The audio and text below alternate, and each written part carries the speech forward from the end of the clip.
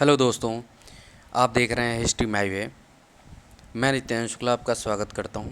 हम इतिहास पढ़ेंगे, जिसकी शुरुआत हम पहले मध्यकालीन भारत से करेंगे। चूँकि इतिहास बहुत लोगों को बोरिंग लगता है, लेकिन हम इसको स्टोरी के माध्यम से, कहानियों के माध्यम से पढ़ेंगे और आपको, मुझे विश्वास है कि आपको अच्छा लगेगा, क्योंकि कहानियाँ सबको याद रहती हैं। हम मूवीज़ देखते हैं, हमें स्टोरी याद रहती है। जब हम कहानियों के माध्यम से पढ़ेंगे, फिर हम फैक्ट्स को याद करेंगे। तो पहले स्टोरी जान लेते हैं। और मध्यकालीन भारत में की शुरुआत स्पेशली आप समझ सकते हैं मोहम्मद बिन कासिम से मानी जाती है, क्योंकि एक बहुत बड़ा बदलाव था उस टाइम जो आया था हमारे लिए। और वहीं से हम शुरुआत करेंगे। तो हम पढ़ेंगे पहले गुप्त काल। स्वर्णिम काल कहा जाता था। गुप्त काल के पतन के बाद जो है, एक लंबे अरसे के बाद हर्षवर्धन का काल है। हर्षवर्धन ने एक समृद्ध राज्य बनाया और एक विस्तृत साम्राज्य बनाया, बहुत बहुत बड़ा। लेकिन वो, चूँकि वो दक्षिण भारत में नहीं फैला, बल्कि उत्तर भारत में भी पूरी तरह से नहीं था, लेकिन फिर भी वो बहुत बड़ा साम्राज्य था। लेकिन उनके जाने के बाद जो है, साम्राज्य छोटे छोटे राज्यों में बँट गए, जिसका नुकसान ये हुआ कि बाहरी खतरों से लोग अनभिज्ञ हो गए। और वो बिज़नेस करते थे, व्यापार तो बहुत अच्छा चलता था फिर भी। लेकिन आप ये सोचिए कि बाहर जो राज्य थे, उनकी आंखों में ये भारत, हिंदुस्तान गड़ने लगा। जैसे अरब अरब में उस टाइम में इस्लाम का उदय हुआ था, और वो विस्तारवादी नीति अपना रहे थे। इस्लाम को तलवार के दम पे इस्लाम का विस्तार करना चाहते थे, जो भी खलीफा हुए उस टाइम। तो उस टाइम पे उनको एक कारण भी मिल गया भारत में अटैक करने का। श्रीलंका में एक राजा जो थे, उन्होंने इस्लाम धर्म अपना लिया। और उन्होंने वहाँ के कुछ लोग, जो सर उजले हेग हैं, उनके अनुसार जो है खलीफा जो है, उनके अनुसार अगर ये माना जाता है कि यहाँ पे श्रीलंका के राजा ने हीरे जवाहरात जो है हज्जाज के पास, उन्होंने एक सूबेदार, खलीफा ने एक सूबेदार इराक़ का नियुक्त किया था, जिसका नाम था हज्जाज। तो हज्जाज के पास श्रीलंका के जो राजा थे, उन्होंने कुछ उपहार भेजा। अब सोचिए, अब इस कल्पना करिए उस टाइम का उपहार भी क्या था हज्जाज के लिए। तो उपहार में ये था कि कुंवारी कन्या जिनके पिता की मृत्यु हो चुकी थी श्रीलंका में, और हीरे जवाहरात भेजे गए। वो पानी वाली नाव से, जो उस टाइम पानी वाली जहाज़ होती नाव, उससे उन्होंने भेजा। और वो इधर से घूमते हुए सिंध के एरिया में जब आया, तो सिंध में जो समुद्री लुटेरे थे, उन्होंने उस जहाज़ को लूट लिया। अब उस जहाज़ को लूट लिया तो किसी को भी नहीं छोड़ेंगे, उनके लिए भी था। तो उन्होंने जहाज़ को लूट लिया, तो वो जहाज़ पहुंच नहीं पाया हज्जाज तक। जब उसे ये सूचना हुई तो गुस्सा हो गया। और उस टाइम सिंध के राजा जो थे, राजा दाहिर थे। उसने उसने क्या किया, राजा दाहिर से हर्जाने की मांग की। अब राजा दाहिर ने हर्जाना देने से मना कर दिया। उन्होंने बोला इसकी जानकारी हमें नहीं है।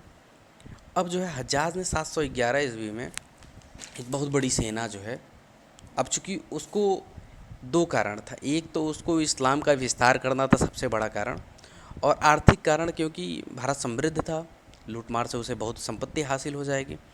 उसने अटैक किया। अब अटैक करने के लिए 17 वर्ष, आप सोचिए मोहम्मद बिन कासिम की उम्र उस समय 17 वर्ष थी। उसने एक बड़ी सेना, और माना जा रहा था उस समय वो काबिल सेनापति था, उसके नेतृत्व में भेजी गई। वो जब इंडिया में एंट्री किया, तब इंडिया का नक्शा ऐसा नहीं हुआ करता। अभी हम आपको मैप भी दिखाएंगे कि उस टाइम मैप कैसा था भारत का। तो आज का जो बलूचिस्तान है, वहाँ मकराना जगह थी, वहाँ पे उसने पहले अटैक किया। और वहाँ से अटैक करने के बाद वो आगे बढ़ा। तो राजा दाहिर की जो सेना थी, राजा दाहिर रावर के किले में आ गए, और रावर के किले में वो थे। और वो आगे बढ़ते गया, जब ब्राह्मणाबाद तक पहुँचा, तब राजा दाहिर ने जो है अपनी एक बहुत बड़ी विशाल सेना लेके और जंग में गए, खुद ही नेतृत्व करते हुए। और आप उस समय सोचिए, ऐसी हालत थी कि बहुत सारे, हज़ारों की संख्या में हाथी लेके राजा दाहिर गए हुए थे। तो आग आग के डर से हाथी जब पीछे हटने लगे, तो राजा दाहिर ने फिर से उनको कंट्रोल में लिया, और अब पूरी सेना को फिर से बहादुरी के साथ आगे बढ़े। और वो निर्णायक युद्ध था। भारत के इतिहास में कुछ युद्ध निर्णायक हैं, जैसे प्लासी का युद्ध निर्णायक माना जाता है। पानीपत प्रथम जो युद्ध है, वो भी निर्णायक माना जाता है। उसी तरह सबसे निर्णायक पहला युद्ध जो था, मोहम्मद बिन कासिम के द्वारा जो लड़ा गया था, ये था। राजा दाहिर जब लड़ रहे थे, तो रावर का जो किला था, वहाँ पे राजा दाहिर की जो पत्नी थी, वो उसे संभाल रही थी, वो नेतृत्व कर रही थी वहाँ पे, उसकी सुरक्षा के लिए वो खड़ी थी वहाँ पे। लेकिन दुर्भाग्य था कि राजा दाहिर की मृत्यु हो गई। और हम ये पढ़े हैं इतिहास में, हम सब कई जगह पढ़ सकते हैं कि राजा दाहिर की जब मृत्यु हो गई तो मोहम्मद बिन कासिम ने उनकी दो बेटियों को और एक पत्नी को यहाँ से वो उठा ले गया और उसने दोनों उनकी कुंवारी कन्याओं को खलीफा के पास गिफ्ट उपहार स्वरूप भेजा। लेकिन ये भी उसके पहले आप जान लीजिए, रावर के किले की जो सुरक्षा कर रही थी उनकी पत्नी रानी बाई, उन्होंने सहयोगियों के साथ जो है आग में जलकर सती हो गई।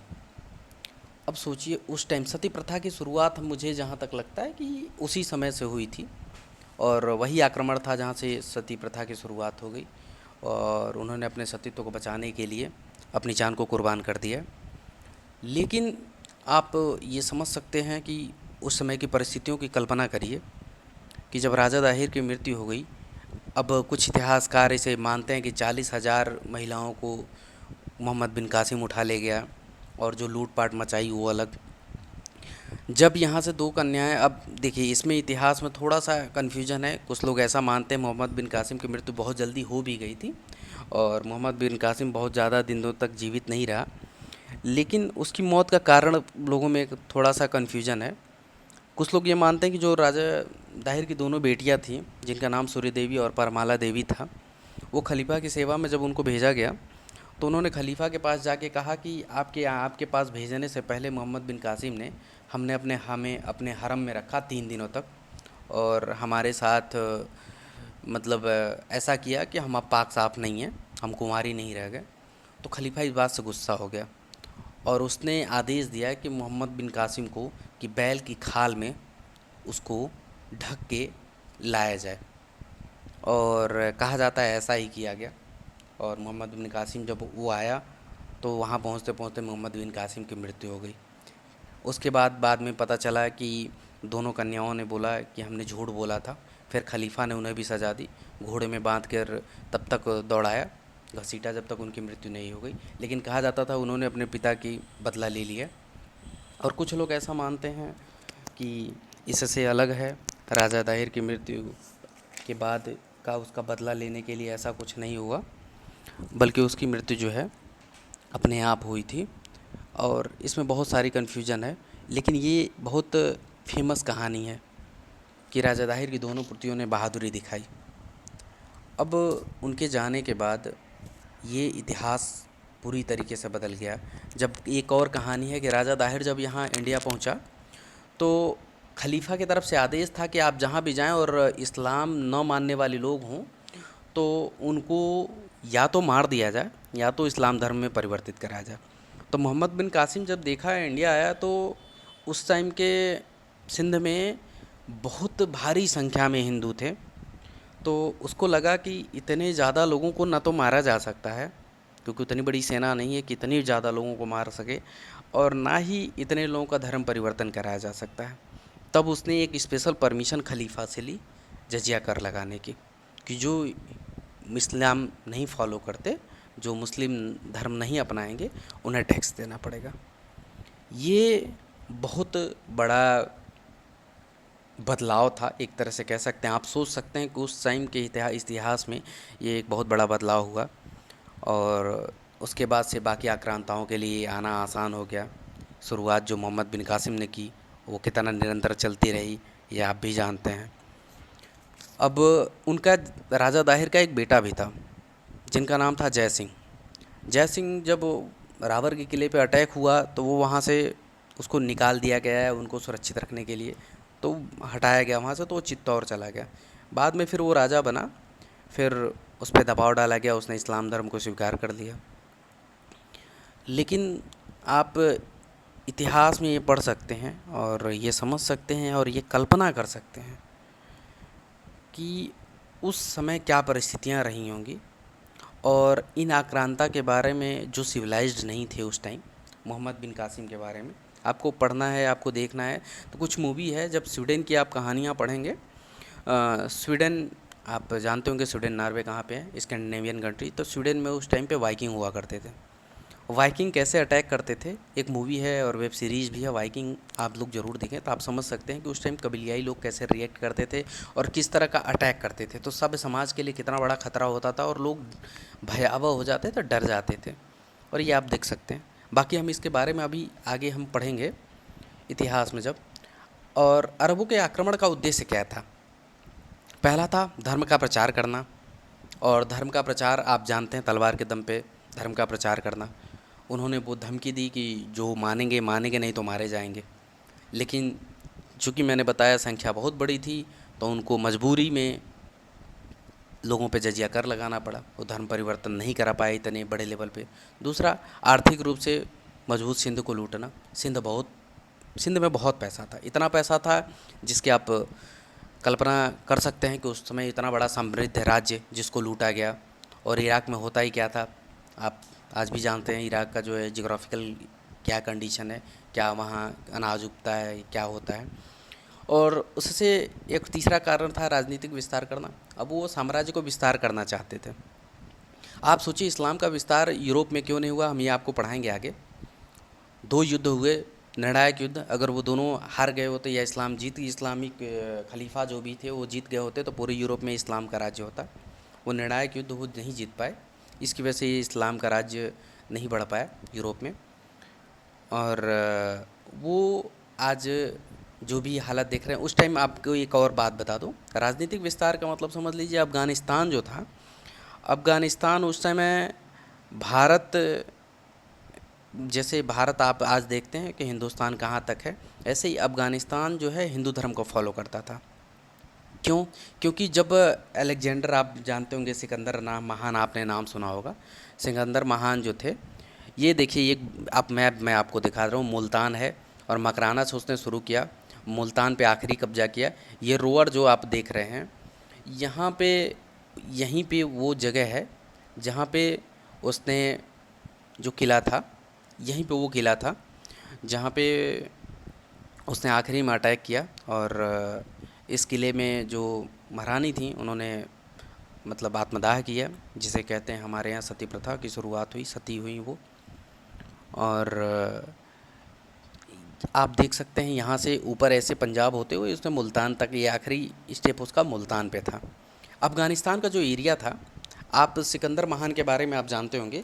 जो सिकंदर थे, सिकंदर के बारे में आप जानते होंगे, जब वो भारत आए उनका था कि पूरा विश्व जीतेंगे। लेकिन जब भारत आए सिकंदर भारत से वापस चला गया।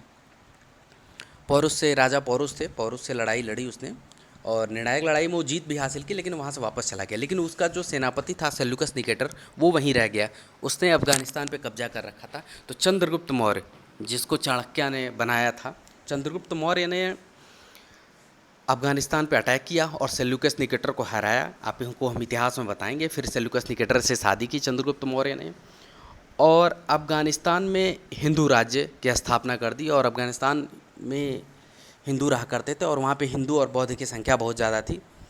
और अफ़गानिस्तान में बौद्ध का कितना बड़ा रोल रहा है, क्या रहा है, हम आपको बताएंगे। और आप देख भी सकते हैं 2011 में जो बहमान बुद्ध की प्रतिमा को उड़ा दिया था तालिबान ने, आप उसको भी देख सकते हैं, तो आपको समझ में आएगा सिल्क रूट पे क्या क्या था। इतिहास को आप इंटरेस्टिंग पढ़िए। आप ये सोचिए, आप कल्पना करिए कि आप इतिहास में जी रहे हैं। आप इतिहास नहीं पढ़ सकते जब तक आप उस परिस्थितियों को, आप अपने आप को अंदर नहीं ढूंढेंगे, आप ये नहीं सोचेंगे आप उन परिस्थितियों में आप जी रहे हैं, तब तक आपको मज़ा नहीं आएगा इतिहास में। आप ये फील करिए कि आप वहाँ पे थे और आपके सामने ये दृश्य घटित होता है। जैसे हम मूवीज़ देखते हैं तो हम एक फ़ील करते हैं कि जो जो हीरो कैरेक्टर होता है, हम उसके साथ फ़ील करते हैं कि हम उसके साथ हैं। वो मार खाता है तो हमें दुख होता है, मारता है तो हमें अच्छा लगता है। तो ऐसे ही उस कहानी को फ़ील करिए। जब आप एक स्टोरी को फ़ील करेंगे आप उस समय को, तब आपको अच्छा लगेगा और वो चीज़ें याद रहेंगी। और ये रियल स्टोरी नहीं है, रियल स्टोरीज़ है, तो इसलिए इसे पढ़ना बहुत ज़रूरी है और इसे समझना ज़रूरी है।